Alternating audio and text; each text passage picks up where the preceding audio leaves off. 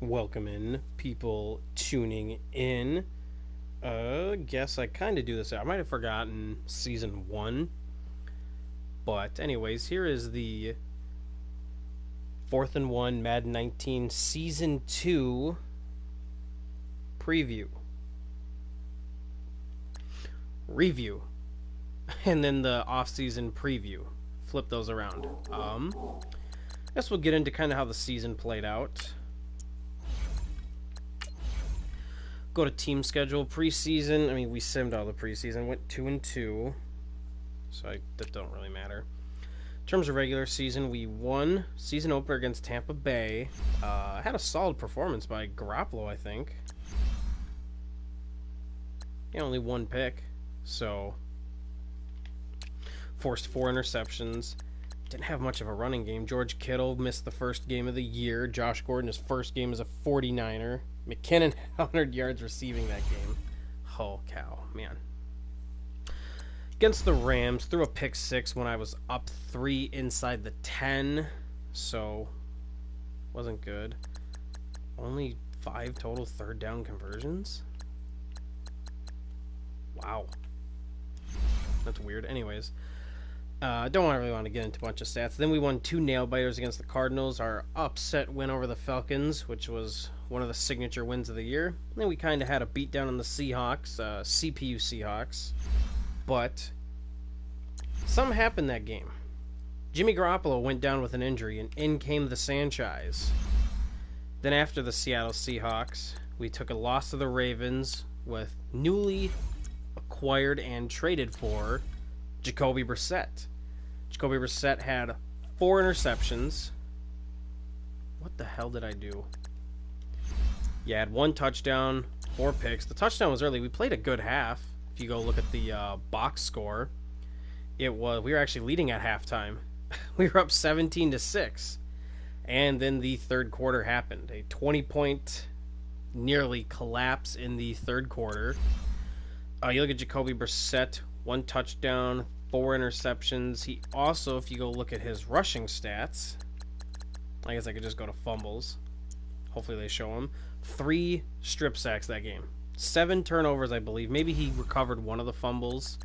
Nope, he lost all the fumbles. He accounted for 7 turnovers. So, fast forward to the next week. This is kind of, I guess, wanted to highlight these few games here. 40-13 win, but we're down 7-0. Mark Sanchez started the game. Threw a pick. Mark Sanchez also had a strip sack. Was strip sacked. Then in came Jacoby Brissett, throwing 3 touchdowns to no interceptions, and ended up having himself a solid run here. The Seahawks, after the Seahawks game, we ended up playing the Saints.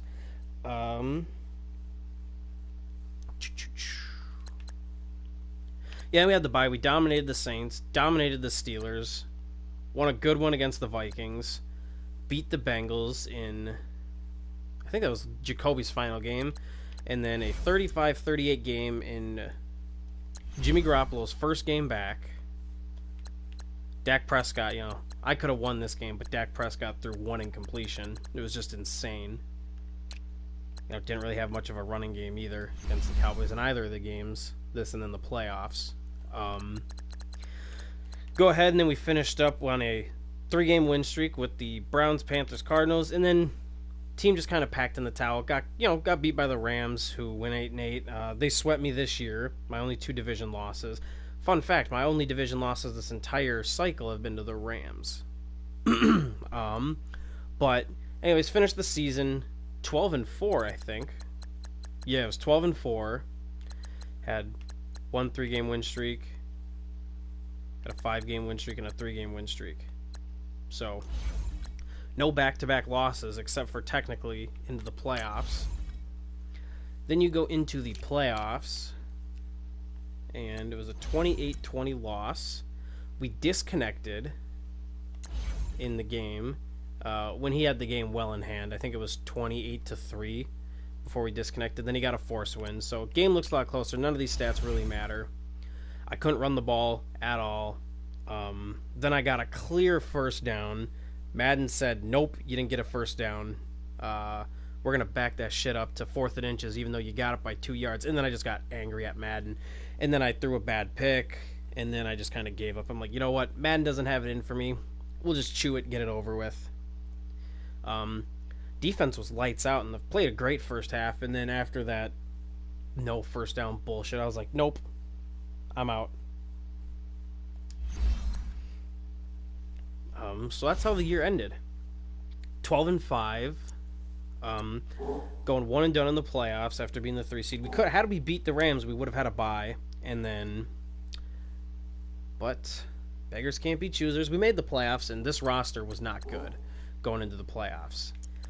Going into the playoff, I mean, it was still fine, but we were down our best offensive lineman, Mike McGlinchey, and Reuben Foster was hurt. So we were down 2 vital pieces, and it showed. Offensive line fell apart.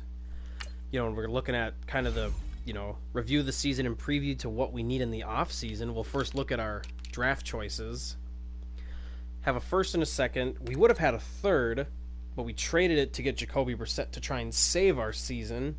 And in hindsight, it worked, because had I had to play with Mark Sanchez for 7 games, I probably would have gone like 8-8 or 9-7. I don't know if I could have done that. The O-line's not good enough to be a dominant run team.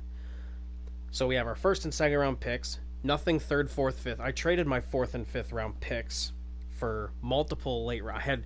I had 3 6ths and 3 7s last year due to trading, and I had a few 5ths, I think, due to me giving up future picks. So hindsight, those kind of sucked, but those future picks, it came in handy. Those picks came in handy last year. So I'm going to try and not trade away all of my draft picks again, but at least I have a first round. The only picks I didn't have a 1st through 4th. I don't even know if I had a 5th last year. So look at our roster. Starting at quarterbacks, Jacoby Brissett's a free agent. We'd love to bring him in as a backup. He played pretty good. You look at his stats. I believe he actually led the team in passer rating. I think Sanchez technically did. But he had a 100.5 passer rating, nearly 1,700 yards, 14 touchdowns, 11 picks, the 65 completion percentage. And, he had okay on the ground, had 2 rushing touchdowns. So Brissett was a great backup. I wouldn't want to start him, and he was asking for like $9 million a year, so I'm not going to re-sign him or anything. I'm going to let him hit free agency, but Sanchez will get cut. Same with the Shimonik dude. I'll save the, I'd rather take the cap savings from Mark than spend nearly $2 million on him. But whatever. He was a guy who I'm like, he's fine to have. There was back in Madden 13 with the Rams user Wonka, just me and him in a league. I won 3 straight MVPs with Mark Sanchez and brought him up, because that's when you could dev any player up, even if they're 30. He was like 27, 28, whatever, and I made him all the way up to a 99 overall. So, but Jimmy G's coming back, obviously, face of the franchise. He had a 6 interception game in the last week of the season. I packed her, and I didn't really care. Great year when he was healthy. Still solid this year. So, got to cut down on the turnovers with Jimbo, but you look at his stats, he was on pace for probably the exact same year had he not been hurt. Might have actually thrown a few more yards. But, anyways, Jimmy's back, have no doubts about that. In the run game, Jerick McKinnon almost had 1,000 yards for back-to-back years. Played the Rams, and left tackle got hurt, so we didn't end up getting where we needed to get it. Otherwise, you look at the yards, we could have averaged it had he finished that game. He got hurt that game too. But basically, over 2 years, he's been, on average, if you added his shit up, he's basically a 5 yards a carry guy, 10 touchdowns rushing a year, 1,000 yards rushing. With a shitty offense, that's all I need. But where he adds his value, in which is something I don't want to move on from him, he had 50. He's averaging 50 catches a year and 5 receiving touchdowns. This year he had 8. So. And it's not like he's doing 4 or 5 yards a catch. He's averaging almost 10. So, it's one of those things where he's just playing great for me, and I can't let him. Even though he's making a lot for an average running $7.3 million a year. Yikes. Breida's solid. I mean, he's up for a contract, and someone will probably overpay for him because he's a fast running back. But he stepped it up when McKinnon was down. And then I have Jeremy Hill. He's kind of my power back, but I could potentially roll with Travis Homer. He had a solid outing, but otherwise, I like my backs. Just my O-line is trash. Kyle Juszczyk will be back, team captain, everything. Running back, receivers, Josh Gordon, first year, gave him a big contract because we needed someone other than George Kittle. 72 catches, 1,200 yards, 10 touchdowns as a number 2 option on the team. Happy with that. Love it. Pierre Garçon's contract is not up, but I'll be saving a lot of money by cutting him, and he's going to regress hard. And I don't want to spend one of my 2 regression fixes on him. So I'll move on from him, and then Dante Pettis will finally step up. Been kind of working him up for 2 years now, kind of grooming him to take that number 2 role. And he impressed this year, getting a lot more playing time. Less catches, but his yards and touchdowns went way up. And I don't know, what were his season stats that you have to go to? No, it's career. It's just general. Played in about the exact same amount of plays, just got used a lot more. So his plays will skyrocket this year when he goes from the number 3 to the number 2. Trent Taylor, want to get him involved. He'll be my slot receiver this year, so maybe he'll get back involved. I mean, you look at Trent Taylor's evolution in my offense. Year 1, I think he was used fairly decent. No, he wasn't actually. 400 yards and 1 touchdown. He didn't even have a catch this year because he was way down on the depth chart. But I like Trent Taylor. He's a solid player. Then, I have Hunter Renfrow as kind of Trent Taylor's eventual replacement. He's a little faster, slightly bigger. Hands are essentially the same. Better route runner, though. So, and then we have some backups that are on the practice squad. Jonathan Giles, Jeff Janis, the speedster. Then we go to tight ends, which is a great room to have. George Kittle had a down year by his standards. He go from nearly 140 catches, 1,900 yards, 19 touchdowns to, 500 less yards, 50 less catches, and 10 less touchdowns. But people went all in to try and cover him, and I was happy throwing to other guys. So Jesse James gave him a big contract because I was going to run a two tight end offense. That was scrapped, so that was kind of a waste. I would have been just fine with Hollister and Williams only, so that'll suck. Mike McGlinchey is one of the studs of this O-line, one of the 2 guys I have that's actually competent. You look at my left guards, trash. Look at my center, good, one of the other good players in my O-line. You look at my right guard, trash. My right tackles, started a rookie the entire year because his actual stats weren't awful, but trash. And he's a good pass blocker, so he didn't get torched. That's why I'm able to pass the ball, but in terms of running, yeah, he's awful. So, he's okay at zone, run block finesse, so he's a good zone player, which is what I mainly do, but we went back to a 4-3 after 1 year of the 3-4. I can't stand the 3-4 in Madden. I'm a 4-3 guy in Madden. Had a rack pull on a 1-year deal. We probably won't bring him back. He'll probably retire, if anything, I think. But then you go Dietrich Wise, solid role player. Shane Ray's on I think he's got, how many more years does he have left on his contract? 2? Should have 20 and 21 on his contract. Yeah, so he's got 2 more years at a decent price. Solomon Thomas on the final year of his deal. Jeremiah Tachu, I could cut him and save some money. So we'll see. D-tackles, Buckner, Armstead, the great duo. Gonna keep those, happy to have him for, the foreseeable future. Christian Covington will be the 3rd. And then we'll have to cut down on some depth. A lot of these guys were my D-line, just all thrown together last year in the 3-4. But now that I'm a 4-3, I only need about 4 guys. So Buckner, Armstead, and Covington are locks. And then it will be between Kerr, McCullers, and Butler of who I keep and who I cut. So, outside backers, last year we sent in the offseason our first-round pick to the Titans for Rashaan Evans. So we get Evans back. We still have Reuben Foster. And we also traded for Dante Hightower. Season 1, we gave Marquise Goodwin to them for Hightower. Because that was when shocker, shocker, Reuben Foster got hurt already, so this is the second time he's been hurt. So who knows? I may be shopping Reuben Foster. If you got an offer and you're watching the video, send me an offer. And then corners, a great group. Sherman, we traded for Desmond King season 1. Akello Witherspoon's a great slot corner. I think he had like 6 or 7 picks this year. Let's see.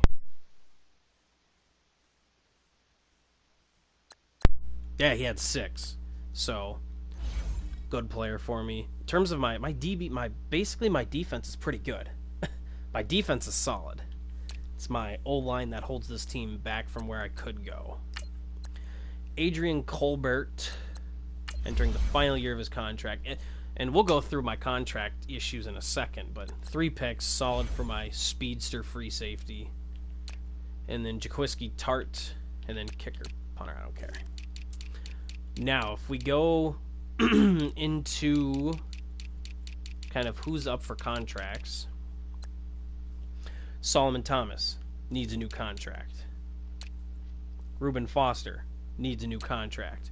Hightower might, but Richard Sherman needs a new contract. Desmond King needs a new contract. Akello Witherspoon needs a new contract. Adrian Colbert needs a new contract. Jaquiski Tart needs a new contract. And the last but not least, George Kittle needs a new contract. And in this league, you can only re-sign 4 guys. Then you can tag 1 guy, so you can at most keep 5. Then the rest have to hit free agency. You can sign them in free agency, but they have to hit the open market. And we do this to create a more realistic free agency. Now, I have the cap to bring them all back. That won't be an issue. But it's the fact that I have 1, 2, 3, 4, 5, 6, 7, 8 guys I want to bring back, and I can only keep 5. So it's who's going to walk, who's going to stay, you know? And it's not like I can be like, oh, just draft a corner in the first round, draft a pass rusher, train them up, trade the other ones, you know, whatever. I can't do that because I have to address the O-line. And nobody trades offensive line in this league.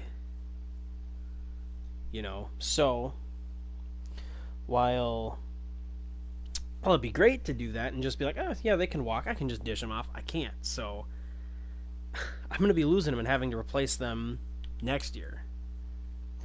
When you go we'll look at just overall team stats quick.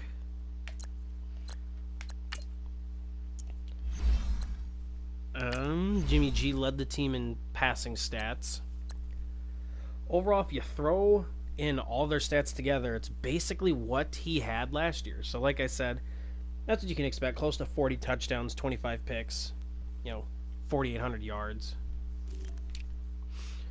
Running, got to get the run game going significantly this next season. Solid in terms, I'm going to have my top 4 options all returning, which is good. I'm only going to be losing Garcon and then Breida. So that'll be good.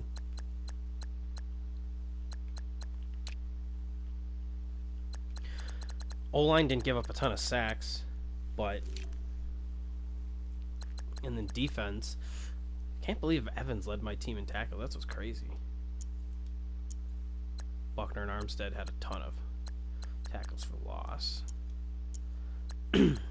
All my top sack leaders are returning, including my athletic linebackers that are versatile. All these guys, basically the whole team's returning. The whole team's coming back. And then I have about 30 or so cap space to work with. And I did get a kick return touchdown this year. Pettis has been a great returner for me. So we'll see how it goes. We'll kind of look at our team ranks. We finished 8th in total offense. We were top 4 passing. We were bottom, half of the league in rushing. In terms of points per game, we're top 10. Passing touchdowns, we were top 3. Running touchdowns, we were top half of the league. First downs, we were top 7 or 8, I think. Yeah, we were 7, even though we were first last year, so first down's down a wee bit. Defense, we were top 12. No, we weren't. We gave up a good amount of yards, specifically on the ground, if I recall. Now we're just middle of the pack and everything, but in terms of points, we were bend but don't break. We only allowed 350 points. Yeah, we didn't get to the quarterback a ton, I don't think. Yeah, only 45 sacks, and you look at there's people with 75. Not a ton of fumble recoveries either, I don't think. Oh no, we had quite a bit of fumble recoveries, it looks like. Wow, 10? And then we were, solid in interceptions, so 45 takeaways, that's not bad. You look at our conversions, we were top 6 and or top 5 in third down conversion. Fourth down and 2-point don't really matter. But red zone efficiency is where we struggled a little this year. We were top 10 last year. I totally passed this over. Maybe we were better than we thought. Yeah, 79%. We were at 88 last year. But I think we were top 2 in red zone trips. Yeah, we had the most red zone trips. Defensive red zone efficiency, we were great. Only allowing a 77%, that's solid. There's teams that allowed in the high 80s. So, we had the fewest penalty yardage, like bottom 2, and yeah, only 28 penalties allowed. And then we were, plus, I think, 12, roughly. The huge interception game fucked us over against the Rams. Otherwise, we would have finished plus 13 or 14. So, overall, we're an efficient offensive team with bend but don't break defense. And the O-line's garbage. So, we got to fix that O-line up ASAP. So, I wish I could see the fucking rookies. That'd be fantastic. But, anyways, we're moving to, like I said, the 4-3. So, I guess I can take this time real quick to kind of preview what the playbook's going to look like. I can't go into practice mode, but here's kind of going to be what our offense is. We're going away from a 2 tight end set. I just don't like the 2 tight end sets in this league, or in this game. We'll go to practice. Trying to think of how I should do this.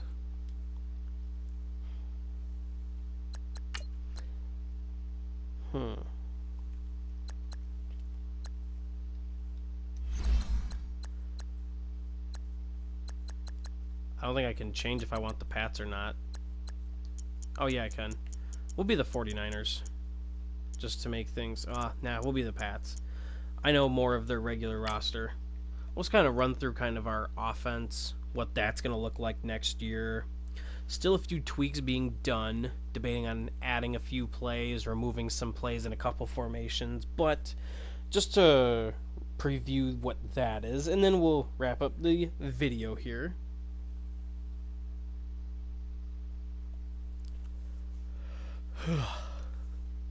And then going back to the 4-3, the main reason for why I'm not liking the 3-4 is it relies on versatile outside backers, and Solomon Thomas isn't a good drop back guy. If Hightower was out there, yeah, that'd be different, but I needed Hightower inside more, and I just have a personnel for a 40 front, and I don't blitz a ton, and the 3-4, you should blitz a lot with the 3-4. But anyways, here we go. We'll get into this. We'll go ahead and just, add pro. These are kind of the plays here. A lot of I'm trying to sculpt this a little bit like New England's actually. I can go strong slot, kind of like, showing multiple looks out of the same formation. Like we have our strong pro, well then we can go ahead and bring the receiver over too, if you're given us certain looks. And then we can, bring in an extra tight end, run a little power.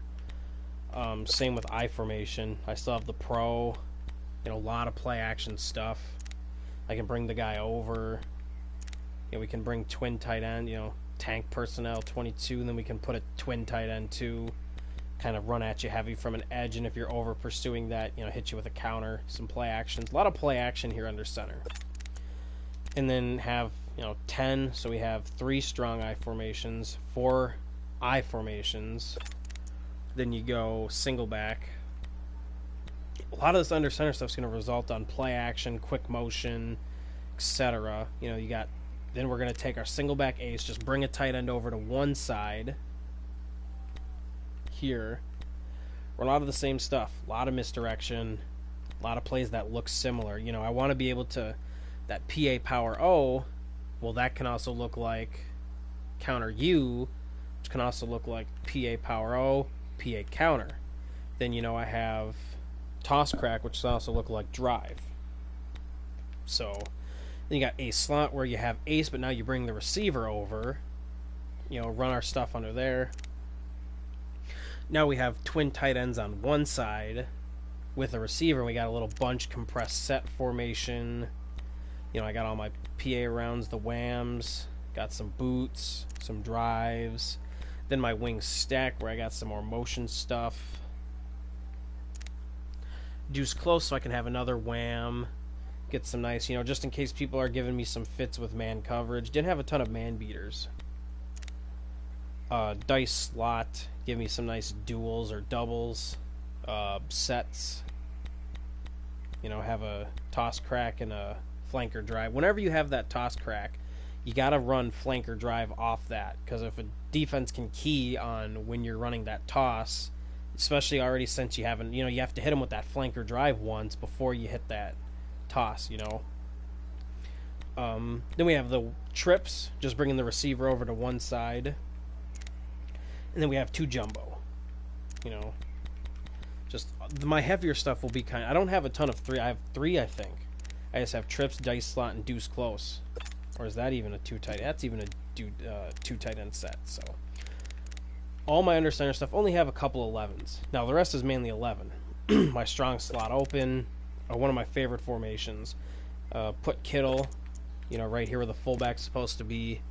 Run some boots, some screens, some, you know, I love that motion with the halfback there. It's a staple in my offense. And then full house base, just another, you know, fun little formation, some good motions I like. You know, we'll try it out. I haven't labbed it at all, so this could be a formation that's getting taken out. But, you know, it's just a nice, it's totally balanced on either side. I can run anything to any side, and you won't know which way I'm running. So then we get into our shotguns. Have my 3 2 tight end personnel sets here.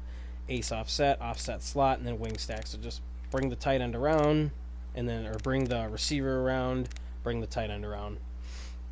So out of these I can do this. I won't get into them. Then I have my compressed sets. I kind of organize my playbooks this way. So my 2 tight ends and the gun.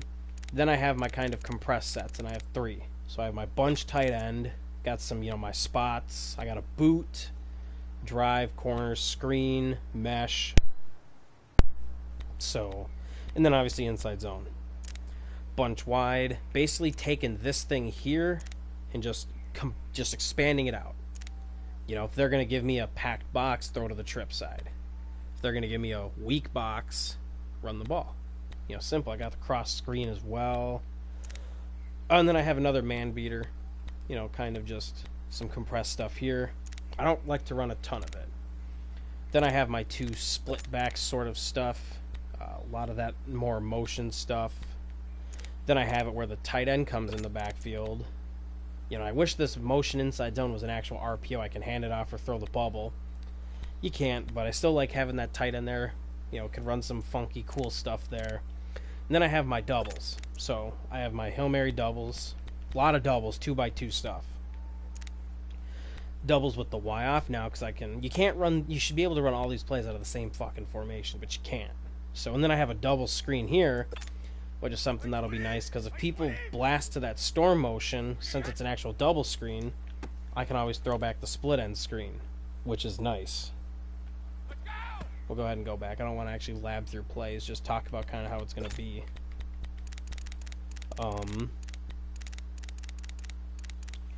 Yeah, then we go to the doubles offset weak. Then we basically doubles offset weak, just the tight end off the line now. Then we go to our double stack. A lot of these 2x2 sets, because then I can peep which way they're leaning.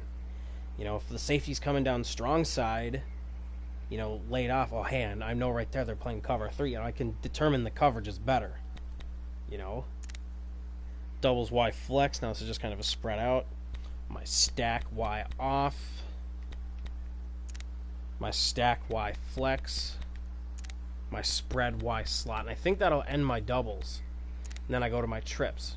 Yep, my U trips weak with my tight end or my halfback motioning out. Then I have my Y offset, my tray Y flex, tray open, trips flex, my trips Y ISO, then my eagle edge slot, and then I got my empties. I got 3 empties. I got eagle edge slot, empty base, and empty Y slot. Over, and then obviously specials, which you can't change. You look at our play types,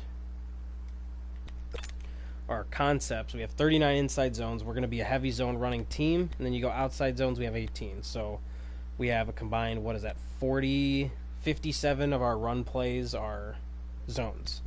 We have a good amount, 23 powers. You have a good amount of counters, a few ISOs, some traps, draws, sweeps, tosses, etc., and then a couple whams. So it's kind of our run game, as you can see here. Go to out of our percentages, out of this playbook, out of the plays I've run. Go to inside zone and outside zone more than anything. Being a zone run team, run a little bit of power, some counters, some ISO, a little bit of trap. And I run draws here and there too. You got to add those in. Quick pass, not a huge portion of the offense. I mean, 5, 6, 7, 8, 9% of the offense, which isn't too bad. Only have one spacing play, which is that, which, that's, I guess, could be Ohio. Should be an Ohio play. So I guess just throw it in there. Because you got, Ohio spacing's thrown in that as well. So you got your slants, obviously, a lot of slants, some Omahas, your stick concepts, which I run those quite a bit. Medium pass, which is where kind of I do my heavy damage. I got a good chunk of my offense here. Out of the smash concepts, got 40 of them. Nearly 30 spot routes. Out of every formation I have, if I can run a spot kind of route combo, I run it. So big shallow cross fan as well. Have a lot of those as well. Have a good amount of curls. My mesh plays, my Salems, those are nice. Salem X Kitty. I got like spot on the right. Got the X right there, the dice slot. You got Salem to the left, spot on the right. Those are good plays as well. I love those slot crossers. Texas is a great concept for me there. You got Texas on the right, flanker on the left. Slot post is another Texas concept. Drives, love the drive. Even, motion or not. Have some good pivots, some good shakes. I only have 2, but I like those shake routes. You got some choice, double moves, levels. Deep pass, you got your comebacks, your verts, your floods. Got some daggers in Portland with, all that stuff in here. Then you obviously got your play action stuff. Then you have your screen game. So that's kind of the play right there, how it's going to go down. Break it down by personnel. You have 24 sets where you have 11 personnel on the field. You have 9 sets with 12. You have 6 sets with 21. I guess 5 if you don't include that. Then you have a couple 2 running back, no tight. This one's basically 11 here. But you got those sets. You got 3 tank sets. Couple jumbos. You got your kneel down and goal line. And then Hail Mary for no tight end. Basically, I have one formation where there's not a tight end in the game. So that'll kind of wrap this down. We're looking forward to the offseason. We'll make an off-season review, Season 3 preview when the time is ready. Thank you for tuning in, whoever did.